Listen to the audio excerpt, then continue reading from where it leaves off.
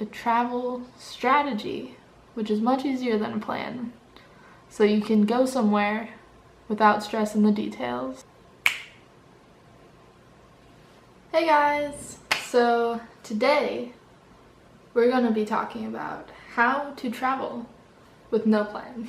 You've probably been thinking about getting away for a while now. Maybe you're thinking, I don't have the time to figure that out. I don't know how to plan a trip. I don't know where to go. I don't know what I would do there. How do you even decide what to do or how to go on vacation? Well, I have answers for you today because I have been in LA for the last week and I came down here with about no real plan. What I did have was a strategy.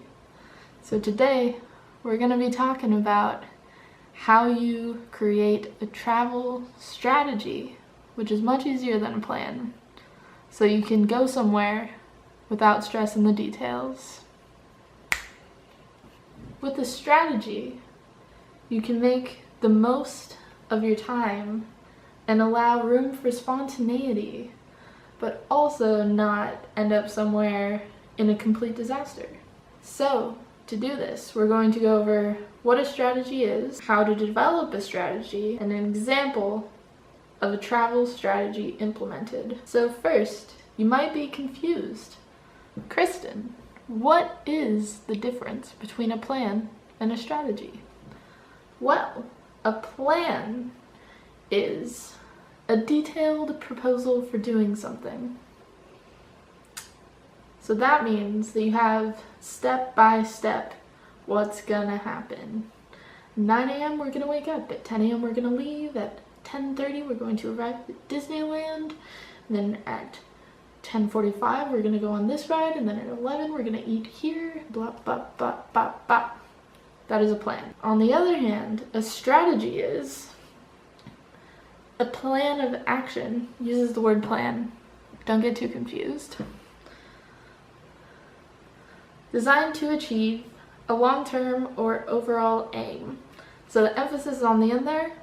So a strategy is the mindset you use to create a plan.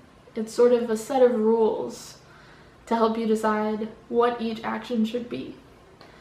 Therefore, with a strategy, you don't have to have the whole day laid out, because you can start, and each time you get to time to make a decision, you have guidelines for how to make that decision. This is why strategy is usually used in the military, because when you're out on the battlefield or what have you, you don't really know what the enemy's gonna do, so you can't have a detailed plan because it'll just be worthless in a couple of seconds. So you have a strategy so that every time you need to make a decision, you have something to base it on. So now, let us discuss how you create this travel strategy. The way I recommend starting is with laying out what you cannot do. What are your absolute impossibilities? I can't spend more than $200. I can't go somewhere that I can't just drive to. I can't afford to take a plane.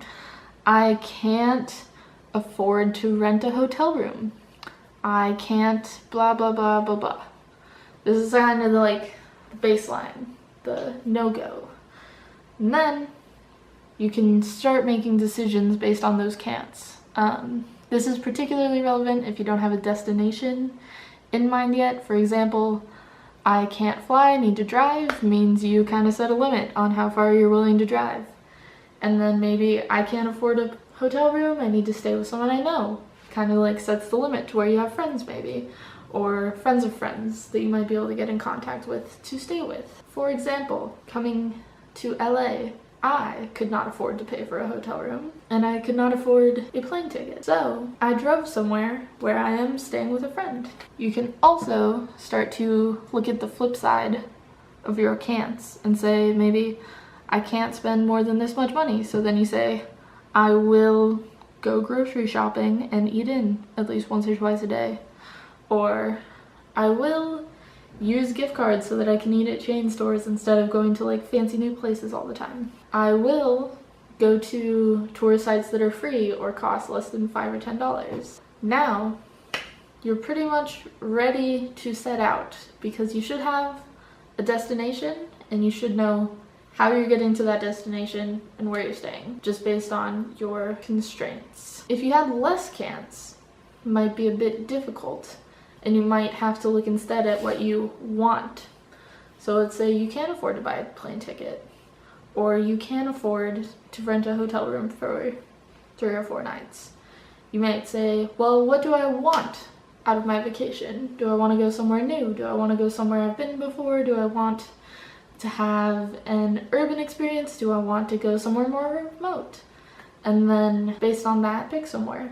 You can even go on Airbnb and just look at the houses and try to find somewhere that you want to go. Basically, to set out, you need to know where you're going to be sleeping and how you're getting there. That's pretty much it. So now that you have set off on your vacation, you will want to create a bucket list of stuff to do. So this can be really vague or slightly more specific depending on you. The key here is not to lay out when you're gonna go places or any of that sort of detail, just to be like, here's a list of things that I would like to do. Maybe go for lots of free attractions, go for all of the online listicles that are like 80 things to do in Los Angeles. Look at all of that and then pull out the ones that sound cool to you and just throw them on a list. Just throw them in a list. And you can also prioritize this list. So most important to do to least important, or must do, want to do, would kind of be nice to do, however it makes sense for you. You can also lay it out on a map, like Google Maps. You can make your own map and then put all the places on there so you kind of see where it is. So now your strategy is pretty much set out as, here's my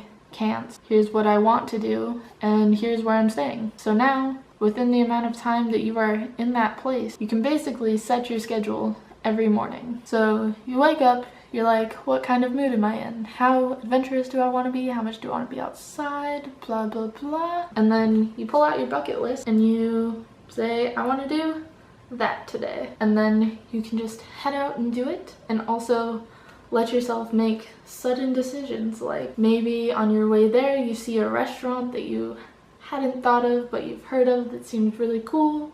You're like, let's go there, let's do this, let's do that. You can also, I really highly recommend hanging out with local friends if you have them, because they'll generally take you places that wouldn't be recommended on touristy sites, or they can even recommend other stuff for you to do during the day, but definitely for meals, follow a local if possible.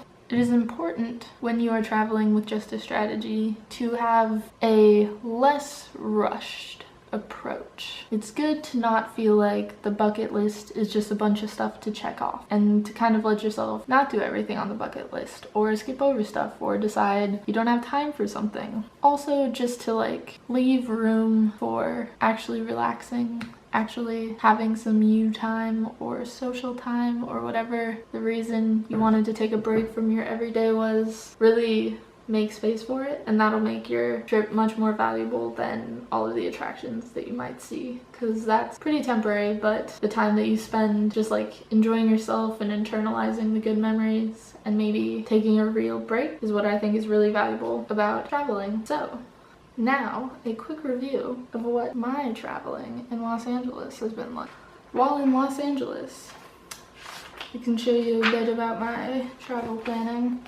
So my bucket list is up along the top here, and then every morning I would like make any plans, and then at the end of the day I would fill in anything else that happened.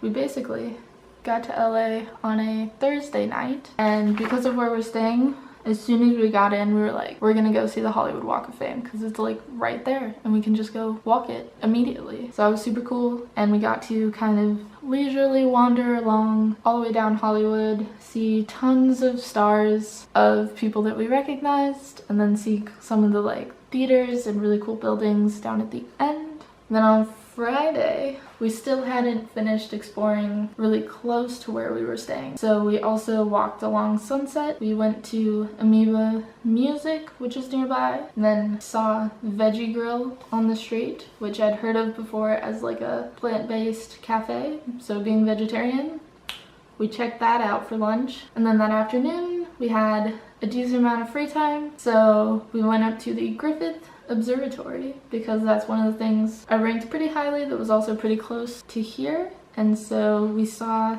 the view of LA got pretty close up to the Hollywood sign too, which was really neat. And then later we just kind of drove around, headed towards West Hollywood and Beverly Hills, and we found a Starbucks to hang out in, and then we got some ice cream at Salt and Straw, which is a place that I've heard YouTubers mention before. So we actually just ate Trader Joe's food for dinner, I think. And then on Saturday morning I went to Venice because I super wanted to see the beach and the canals, and it was top of my bucket list, so I was like ready in the morning going to Venice. I had a really good time walking around, seeing stuff, videotaping, doing some photography, chilling, taking it in. On Sunday we decided to go see a movie because Black Panther is still showing in LA and it's not showing in a lot of other places, and we hadn't seen Black Panther, so we were like, we gonna go see Black Panther. And we ended up at a mall in Beverly Hills, which was super bougie, and so we like